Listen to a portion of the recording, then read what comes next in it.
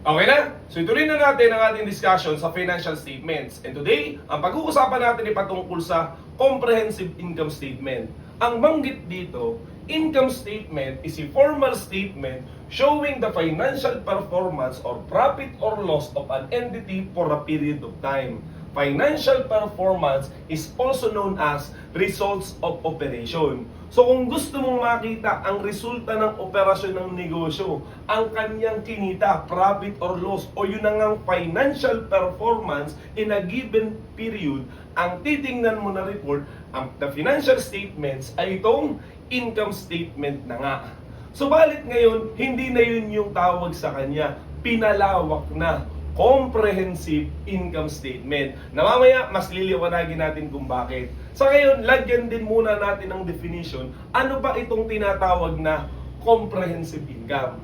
Ang banggit dito, it is the change in equity during a period resulting from transactions and other events other than changes resulting from transactions with owners in their capacity as owners. So meaning, ito yung paggalaw, yung maaaring pagtaas or pagbaba ng equity, ng kapital sa isang panahon na dahil sa mga transaksyon at iba pang mga kaganapan na hindi ang dahilan ay ang mga may-ari. Kung mapapansin ninyo yung definition, hindi directly sinabi kung ano siya, but rather binanggit kung alin yung hindi. Again, ang sabi, ang comprehensive income ay mga paggalaw sa equity na hindi dahil sa may-ari. Meaning, hindi dito kasama yung investment ng owner, yung kanyang withdrawal, or kung sakali namang corporation, yung issuance of shares o yung payment of dividends. Basta hindi dahil sa mga may-ari yung dahilan bakit gumalaw yung equity. So kung atin pang mas liliwanagin, ito palang comprehensive income, kung lalagyan natin ng laman, hindi yung dun sa kabaliktaran, dalawa yung pwedeng makasama dyan. And those are profit or loss and this other comprehensive income. Bigyan lang din muna natin ng definition. Profit or loss is the total income less expenses. So alam na po natin yun, di ba? Yung revenue, yung kinita, maminusin mo yung gastos. Yun na nga yung net profit or loss. Na excluding components of other comprehensive income. Kasi nga, dalawa nga tayo, di ba? Yung isa profit or loss, yung isa naman nga ay other comprehensive income. Ito yung other na part ng comprehensive income. Ano nga muna itong isang ito?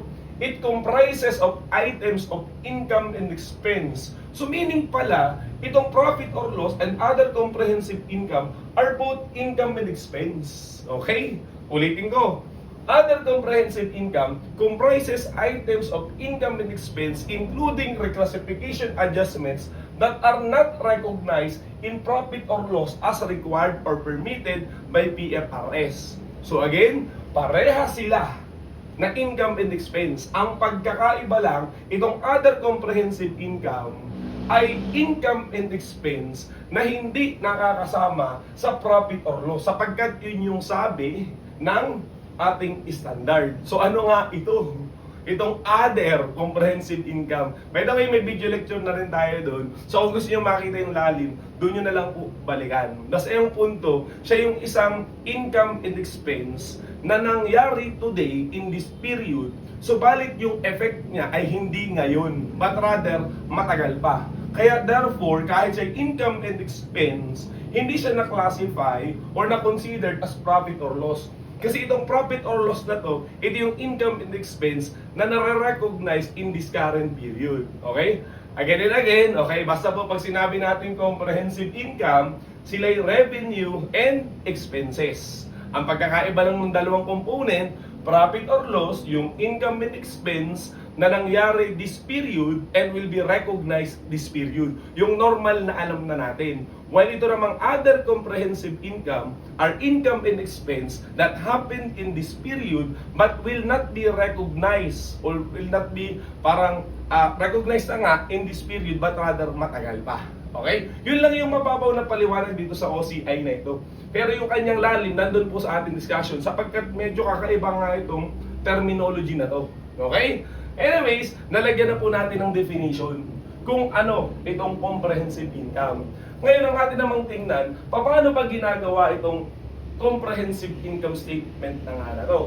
Ang sabi sa kanyang presentation, merong dalawang paraan.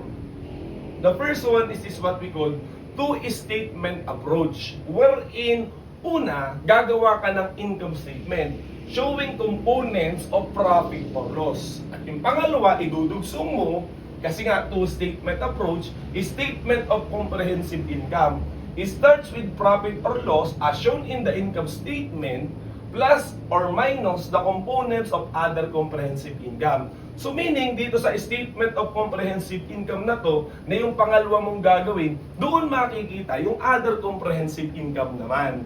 At yung lalagyan natin ng counting illustration, nandito yung kanya example, ito letter A.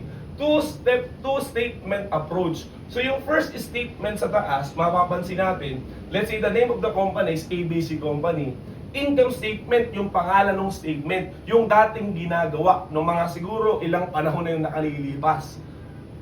Income statement. And then, for the year ended December 31, 2024, para makita yung period na ginagawa natin ng statement. And then, nakikita na nga doon yung mga revenues and expenses. Mamaya ako babasahin po yan as we discuss components, sources of income, components of expense, and the line items. Okay? Pero ang punto lang natin, nakikita nga dyan yung income and expenses hanggang sa bumagsak o ang maging dulo is yung income after tax. Ito na nga yung profit or loss na tinatawag. Income and expenses na na-recognize in this current period. So meaning pag tinanong ka, magkano yung totoong kinita ngayong 2024? Makikita po natin sa income statement yung income after tax na nga. Okay? Ngayon, dahil two-statement approach yan, after mong gawin ito, gagawa ka pa ng isa. Yun namang statement na tinatawag na statement of comprehensive income. So katulad nung kanina, name of the company, yung statement of comprehensive income na nga, and then for the year ended December 31, 2024, same period. Ngayon, ang simula niya, ang banggit din doon sa binasa natin, is yung income after tax. Yung income na na-report mo coming from the income statement. And then, idinadagdag na nga yung mga income and expenses that are not recognized in the current period. Yun ang tinatawag na other comprehensive income. I-add or i-deduct mo siya, depende sa kung anong meron nga doon. Para makuha yung tinatawag na total comprehensive income. So, pagsasamahin mo yung dalawa. Kasi nga, ang banggit natin kanina, si comprehensive income, dalawa yung kanyang component. Kaya dito sa statement na to, okay, two-statement approach, income statement, and the statement of comprehensive income. Let's move on. Pwede bang hindi yun yung gawin ng company, but rather ibang approach? Itong tinatawag na nga na single statement approach. Ang banggit dito, this is the combined statement showing the components of profit or loss and components of OCI or other comprehensive income in a single statement of comprehensive income. Ano ang sabi? Hindi mo na kinakailangang paghiwalayin sa dalawang magkaibang statement, yung profit or loss at yung other comprehensive income. But rather, pagsasamahin mo na. At ang itatawag mo sa kanila ay statement of comprehensive income. Mapansin mo katulad yung pangalan, di ba? Kasi nga naman, dito sa statement of comprehensive income kanina, bagaman maikli lang yung kanyang presentation sapagkat kinuha mo na lang yung neto, yung nasa taas, dun sa income statement. Comprehensive income pa rin yan sapagkat nandun yung profit or loss, nandun din yung OCI. Wala nga lang detalye yung sa profit or loss kasi yung neto na amount na nga lang ang inilagay natin. But rather, dito naman sa single statement approach, lahat ng mapapansin mo na component nung income statement lang hanggang dito, mula sa net sales hanggang sa income after tax, lahat yun pinakita mo yung detalye. Kasi dito kanina nga, neto na lang, di ba? At pagkatapos ka, ulad lang din nung kanina, okay? Idinagdag sa ilalim yung other comprehensive income. Maaaring idagdag or ibawas, depende dun sa effect. And then, para makwenta yung total comprehensive income. So, ano napansin natin? Sa halip na nakahiwalay, isa na lang dito sa statement of comprehensive income na to. So again, currently, ang nire-require sa general purpose financial statement is either of the two. Maaaring ang gawin mo ay yung dalawang statement na magkahiwalay. yung para makita yung current period lang, nakahiwala yung OCI. Or kung gusto mo yung magkasama na, sapagkat nakikita din naman dito yung effect for the current period at saka yung effect as a whole. Yung kasama yung sa mga future periods na income and expenses para makwenta na nga itong total comprehensive income. So again, that is how we present, okay? Comprehensive income statement. By the way, magkakaroon din tayo ng mga pen and paper video discussion patungkol sa kung paano ito gawin, yung may sample problems talaga para mas ma-appreciate ito. Pero sa ngayon, lagyan muna natin ng laman or meanings pa yung mga nasa loob nitong comprehensive income statement. Dito muna tayo, sources of income. Saan nga ba nanggagaling yung mga kinikita ng kumpanya? Okay, we have 4 here. The first one is sales of merchandise to customers. Yan ang pinakang basic. Kung sakali ikaw ay merchandising business or ikaw ay, let's say, manufacturing at nagbenta ng mga produkto mo, yan na nga yung sale of merchandise. Net sales yan dito sa ating presentation. And then we have here, rendering of services. Malay mo naman, service business ka. So therefore, hindi merchandise ang iyong ibinebenta, but rather, ang piniperform natin ay services. Yun yung ating nare-render, considered as income din yan. So maaari po natin ilagay doon sa taas yung revenue naman. Ang normally na ginagamit na term doon, revenue. Okay, hindi sales.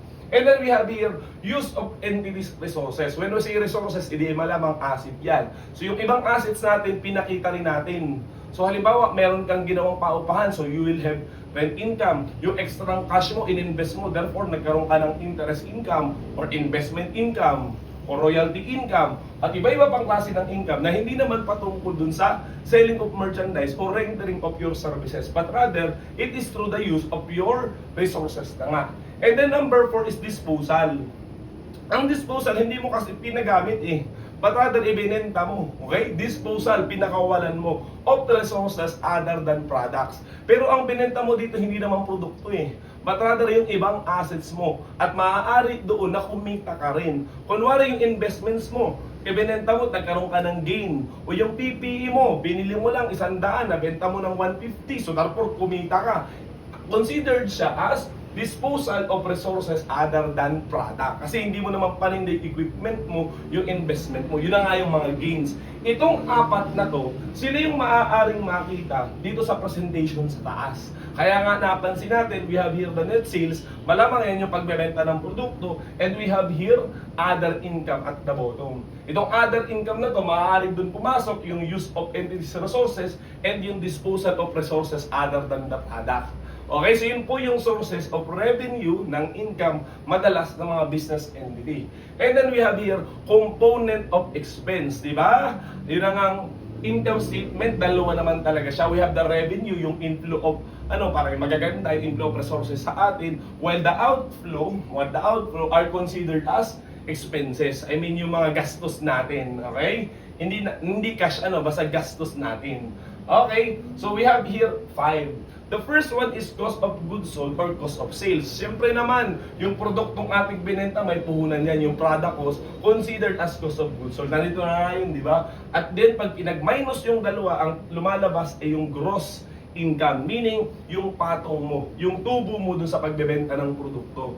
Okay, and then we have here distribution cost or selling expense, administrative expense. By the way, these two are considered as operating expense. Meaning, sila ay hindi bahagi ng produkto, pero kailangan sila sa pagpapatakbo ng negosyo. Necessary rin sila. Yung isa ay patungkol sa pagbebenta ng produkto. Katulad halimbawa ng advertising. Kailangan mong i-promote yung product mo para mabenta. So hindi siya product cost kasi hindi naman siya yung mismong produkto. Siya lang yung mga paraan para mabenta. Nag-hire ka ng ahente para mabenta ito. Yung rent ng mismong tindahan mo, di ba? Na ginagamit mo pagbebenta, they are considered as distribution or selling expense. While ito namang administrative expenses, sila yung tipong ginagamit sa pagnenegosyo, okay? Na hindi rin tungkol sa produkto at hindi rin sa pagbebenta, basta kailangan siya para sa management ng business itself. Halimbawa, kailangan mo nga ng accountant tayo na magkikwenta ng income ng entity. So malamang bahagi yun ang tinatawag na administrative expenses at marami pang iba na I believe marami na kayong idea kung ano nga yan. And then we have here, again, these two are considered as part of operating expense. The next one is other expenses. Yun na nga kung hindi itong A, B, C at E. So yung tinatawag na other. Noong unang panahon, ang tawag dyan na extraordinary items. Pero ngayon wala na pong ganun. Usually, nandyan na yung mga losses mo. So halimbawa, meron kang PPE katulad nung kanina. Di ba kanina, binenta mo, tumita ka. Kaya therefore, there is a sources of income. But this time, hindi. Nabenta mo yung PPE mo, yung iyong asset na, let's say, machine, okay, at nalugi ka. So that can be considered as other expenses kasi hindi naman siya kasama sa operasyon, di ba? So other expenses yun. The next one is income tax expense. Yan naman syempre yung share ng government kapag kumita tayo, yung income taxes na required nating bayaran na malamang separate din ang kanyang presentation. Na kung ating mapapansin dito, sa atin pong pinapakita, di ba, we have here now the gross income. We add the other income, yung kung may other sources ka pa. Kasi maganda, ma-highlight muna sa taas ng income statement yung main source of operation mo. Then add other income to get this total income. And then we deduct the expenses. Ito na yung binanggit natin kanina. We have the selling, the admin, then the other expenses. Yung finance cost, hindi lang nabanggit dun sa component of expenses, dun sa pinagkunan ko na sources. Pero still din, sabi naman dun sa line items na mamaya mas pag-uusapan natin, required na ipakita ang finance cost. By the way, ang finance cost is yung mga expenses natin sa panghihiram ng pera or yung sources of our parang financing na nga nung para mapatakbo din or magkaroon ng resources na cash yung entity. So normally kasama po dyan yung mga bank charges such as interest expense. Okay? And then pag itinuloy na nga natin, we will determine the income before tax. We have to deduct this another one, income tax expense to get our income after tax. So again, ito na nga po yung sources of income and component of expenses. Okay? Na malamang sila ay for the current period. Maaaring meron ding income at expenses pero ang effect ay hindi other period. Maaaring somewhere there. Okay? Maaaring dito sa use of entities resources or sa other expenses. Subalit, okay? Subalit kung hindi naman for the current period ang effect niya, ang tawag na nga sa kanila ay other comprehensive income. Okay? So tumuloy pa tayo. Paano ba or ano ba ang itsura ng income statement? Palagi bang ganito katulad nung ipinakita natin kanina? Actually, hindi naman. Merong dalawang paraan kung paano gawin siya o yung forms of income statement. The first one is functional presentation, how you present. You classify expenses based on their function. So actually, yung pangalan ng presentation, yun din yung nado sa definition, based on function. Ano ba itong function of expense na to? Ito na yung kanina kong binabanggit. Kung siya may related sa product, related sa pagbebenta, sa administration, or sa financing, whatsoever. Yun yung tinatawag na functional presentation. Majority of the income statements presented are based on functional presentation. Okay? Pero wala din namang masama kung ito ang gusto mong gawing presentation. Itong tinatawag na natural presentation. Expenses are aggregated based on nature. So nandun din yung meaning dun sa mismong pangalan. Natural. Kung ano ba talaga yung nature of expense, hindi by function. Ang ibig ko sabihin, halimbawa ganito, salaries expense, hindi ba't yan ay nag-a-arise or nagkakaroon sapagkat mayroong isang tao na sumweldo? Under functional presentation, aalamin pa saan ba or ano ang na-contribute nung salaries expense ay nung tao dun sa entity. Kung halimbawa yung tao na yun ay part ng direct labor, so meaning kailangan siya sa pagpuproduce or paggawa ng produkto, yung salaries niya will be part of cost of goods sold. Kung sakaling yung salaries na yun ay accountant, yung gumawa ng income statement, so sa admin yun. So therefore, that will be part of administrative expenses. Kung yun naman yung salary ng ahente na nagbenta ng produkto, therefore that will be part of distribution expense. So what I am trying to say is, even though iisa yung account title, salaries expense, hinihiwa-hiwalay mo siya based on function. Yun ay kung ang presentation mo is yung functional presentation. So balik kung sakaling natural presentation, hindi mo na kinakailangang hiwa-hiwalayin yung salaries expense na yun kung ano ba siya. Basta ipe-present mo siya as one line item, salaries expense. The only disadvantage here na nga, yung other way na nga niya is, hindi mo na ngayon malalaman kung para saan ba siya. Kasi hindi mo naman siya classify based on function. Hindi mo na malalaman kung admin ba siya, selling ba siya, basta ang sayo, basta lahat ng salaries expenses, isang deduct na lang. Okay? Para mas ma-appreciate pa, nandito yung presentation ng natural presentation. So nasa taas yung mga revenues. We have here net sales and other income. Hindi na po madideduct itong cost of goods sold. Kasi nga, okay, hindi mo naman kinaklasify yung expenses by function. Therefore, lahat ng nasa taas, income lahat. So to get this what we call total income. And then sa ilalim, ipapakita mo naman lahat ng expenses mo. Let's say na nga, ito yung net purchases. So, di ba, lahat na ng purchases nandyan. And then salaries expense, irrespective kung anong department, anong function. Depreciation, ganun din. Di ba, dati hinahati-hati din natin siya. Kung sakaling itong asset na to ay para sa selling, selling yon. Kung admin yung depreciation. Pero ngayon, isang account title na lang, depreciation na lang. Okay, at iba pa, konti lang po ang ating pinakita, just to emphasize the point, na ganun yung paraan kapag ka natural presentation. And then we will determine the income before tax, then less income tax expense, to get this income after tax. Kung sakaling may added comprehensive income, malamang idadagdag na lang din sa ilalim. Okay? Pero yung presentation po natin, kapag ka natural presentation, nandito yung isang simpleng example. Magpapakita na lang tayo nga sa problem solving natin later on. Okay? Ngayon, dito na tayo sa pinaka-highlight ng ating discussion. At ito na nga yung what are the line items in statement of comprehensive income. Ibig sabihin po ay ano ba talaga dapat yung mga makikita natin dito sa income statement natin or comprehensive income. First, we have here revenue. So natural, kailangan ipakita mo kung magkano kinita, di ba? Yung revenue, I mean, o yung benta. And then we have here gain or loss from the recognition of financial asset measured at amortized cost. Ito muna yung point natin, di ba? Pag sinabing siya ay part ng line item, ipinapakita mo talaga siya dito sa mismong mukha ng statement na pag ibinigay mo doon sa negosyante, mababasa niya itong mga to. Sapagkat halimbawa, marami kang sources of revenue. Meron kang rent, meron kang interest, okay? Meron kang, let's say, royalties. Maaaring sa face ng financial statements, hindi na siya makita in detailed. But rather, makikita na lang siya sa note.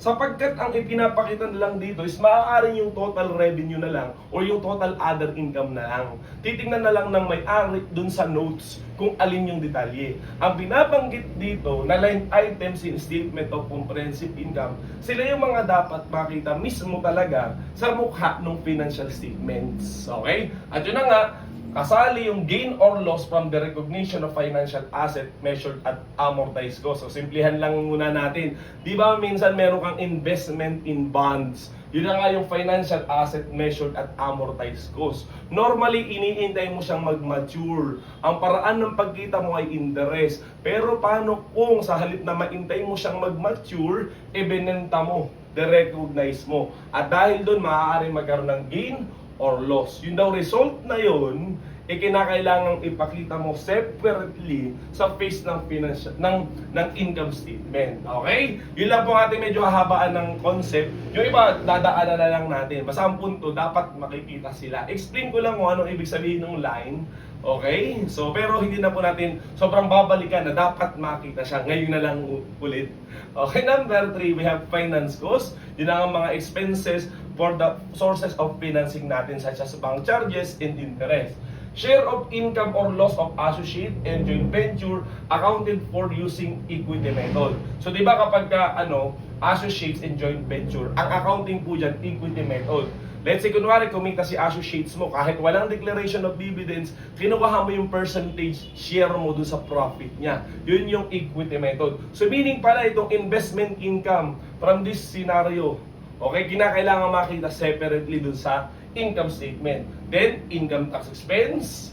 6 would be gain or loss on reclassification of financial statement from amortized cost to fair value through profit or loss. So, ganun din may gain or loss. Pero hindi na sa derecognition ng investment in bonds or financial asset at amortized cost, but rather, it is gain or loss from reclassification. Reclassification meaning may pinanggalingan mula sa amortized cost, lumipat through profit or loss. Yung daw changes dun, yung paglipat na yun, yung reclassification, I mean, yung gain or loss, kinakailangan makita separately. Then, gain or loss on reclassification of financial asset from fair value through OCI to fair value through profit or loss. So katulad din nung kanina, may reclassification.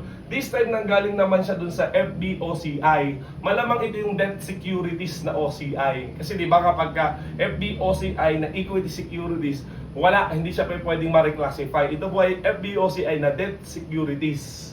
Okay? At lumipat na nga siya papuntang FBPL o Fair Value Through Profit or Loss. Yung gain or loss niya, again, dapat makita separately dun sa income statement. And then we have here, a single amount comprising discontinued operation. Ano naman itong case na to? Kasi halimbawa yung entity, marami siyang divisions or marami siyang mga branches halimbawa. And then yung isang division niya, naisip na niyang i-discontinued. Okay? Maaari naman talagang ihalo sana, pero much better kung ang presentation nun ay nakahiwalay para hindi malito yung babasa ng income statement. So halimbawa, kunwari, 10 yung division mo, bawat isang division for simplicity, tig-1 million yung benta, yung sales. So pagka gumawa ka ng net sales, maaaring ipakita mo na lang, ang net sales ay hindi 10 million but rather 9 million lang. Sapagkat malilito yung mabasa nung FS mo at iisipin niya 10 million yung talaga magiging benta ngayon, so malamang next year maaaring 10 million ulit. Yun pala malilito siya, bakit? Okay? Paano kung ititigil mo na yung isa? So ang aasahan niya kasi next year, kung present mo ng 10 million, baka 10 million din. Ay dahil yung isa pala ay ititigil mo na, may discontinued operation. Therefore, much better, 9 million na lang ang ipakita mo ng net sales. At yung net result ng operation ng isang division na madi-discontinue, ipakita na lang sa isang line item. So kumbaga, nangyayari dito, di ba meron tayong ditong income before tax? So maaaring tawagin siya na income from continuing operation. And then meron kang isisingit na isa pa. Income or loss from discontinued operation. Separate siya. Okay? By the way, sa discussion ng discontinued operation na topic, doon maha-highlight yung presentation na sinasabi natin sa income statement ngayon. Basta yung punto lang po natin, again, okay, kung sakaling meron kang discontinued operation, magpapakita ka ng single amount. Ibig sabihin, lahat ng result niya, yung income and expenses, neto na. Hindi mo papakita yung detalye, sa schedule na lang. Basta isang linya at nandun nga yung result ng income or expense ng isang discontinued operation. By the way, hindi naman porket discontinued operation palaging loss eh. Pwede rin namang income na isipan lang nilang i-discontinue. Okay? And then we have here profit or loss for the period. Nakita na nga, nasa dulo. And then we have here other comprehensive income. Pinakita na rin po, nandito. Ang other comprehensive income, marami po siyang example. So maaaring nakikita na lang natin ay dun sa schedule yung kanyang composition. Nasa notes. Pero sa face ng financial statement, syempre, yung total na lang ng other comprehensive income. And then sa pinakapanghuli, nakikita rin po yung comprehensive income for the period. Yun na nga, yung pinakang ilalim. Total comprehensive income. So yan pong 11 na yan ang maaaring makita sa face ng comprehensive income statement. Okay? Hindi naman yan yung tipong dapat yan lang. Yan lang yung parang sinasabi ng PAS-1 ng presentation na dapat makikita po ito. O maaari namang magdagdag yung mga entity kung ano mang gusto nilang sa tingin nilang importanteng mabasa dun sa face ng income statement. Okay? By the way, meron din nga palang required disclosure on the face of the income statement. Ang disclosure naman is yung dagdag na kwento. Okay? Karamihan sa mga disclosure ay nakikita sa notes to financial statements. Pero merong mga disclosure na kahit mismong dun sa income statement, sa face niya, nandun sa ilalim agad. Makikita dun sa same report na yun. Ano po yung dalawang yun? First is profit or loss attributable to non-controlling interests and owners of the parent. And then the second one is total comprehensive income attributable to non-controlling interests and owners of the parent. So parang parehas, di ba? Ang sabi lang dito sa letter A, ay di malamang itong profit or loss. Okay, yun lang result of operation for the current period. Okay? Well, itong second one is total comprehensive income. Meaning, isinama naman yung other comprehensive income. So, meaning that those are income and expenses. Okay? For whatever period will it be realized. Okay? So, kailangan makita siya. Okay? Kailangan makita siya. Itong may disclose siya. Okay? Ito nga pala, ang dalawang to ay disclosure kung sakaling merong non-controlling interest. By the way, ano ba itong non-controlling interest at saka itong binabanggit na parent? Yan yung scenario kung sakaling a group of companies tayo. And then we are the parent. Meaning we are the parent, we are the acquirer of the business. We are the acquirer of those subsidiaries. Pero halimbawa yung entity yung binili mo, hindi naman 100% yung pagkakabili mo. But rather, let's say 90% lang. So pag gumawa tayo ng consolidated financial statements or consolidated income statement, yung income natin, di ba, hindi naman lahat sa atin. Okay? Kasi nga, part nun hindi atin dahil 90% lang halimbawa yung binili natin kay subsidiary. So yung share na hindi atin, yung para na nga kay non-controlling interest, kinakailangan makita, okay, disclosure dun sa face ng financial statement, nasa ibaba. Magkano yung kay parent, magkano yung kay non-controlling interest. Okay? Alam ko po na medyo malabo pa itong ating discussion, di ba? Kasi nga kailangan natin talaga ng sample problem para makita kung paano talaga ito ginagawa. Okay? Bilang panghuli siguro, gusto ko lang uling banggitin ngayon pala na itong comprehensive income statement ay ginagamitan ng accrual principle. Meaning, we recognize income and expenses, okay, when they occurred, not when the cash is collected or paid. Yun yung sabi sa accrual principle. Yung income and expenses naman na hindi mo lang mara-recognize for the current period, but rather they will be treated as other comprehensive income kung ang sinasabi ng standard ng BFRS na dapat nga daw sila ay considered as other comprehensive income. Okay, marami na po tayo nabanggit patungkol dito sa comprehensive income statement. Sana meron kayong natutunan. So kung ganun man, maaari nyo pong ilike itong ating video lecture. Pero kung gusto mo mas may matutunan patungkol sa financial statements, nandito pa iba namin mga video lecture maaari mong mapanood. So yun lamang at maraming salamat.